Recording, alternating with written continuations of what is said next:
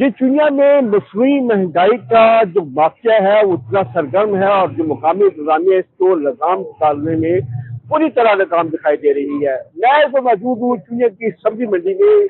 सब्जी मंडी में पहले तो ये बहाना बनाया जाता था कि सैलाब की वजह से ये महंगाई है, बारिशें हो रही हैं। अब तो ना तो बारिशें हैं, सैलाब को गुजरे काफी अर्सा हो गया है, लेकिन जो सब्जी की कीमतें हैं वो नीचे आने का नाम नहीं ले रही। अगर बात करें टमाटर की तो टमाटर 500 600 रुपए किलो, अदरक 600 रुपए किलो, लहसुन 500 रुपए किलो, जो मटर है वो जो है वो भी 500 रुपए किलो है और सब्जियां भी 200 रुपए किलो है।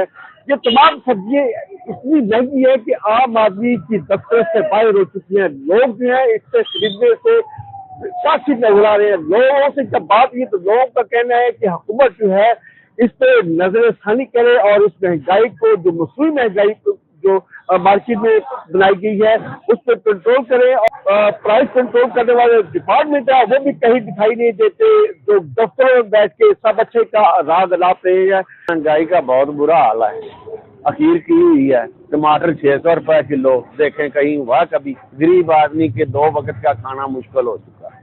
वो बच्चे पढ़ाई या खाना, उनके लिए सब्जी, काली सब्जी पूरी नहीं होती।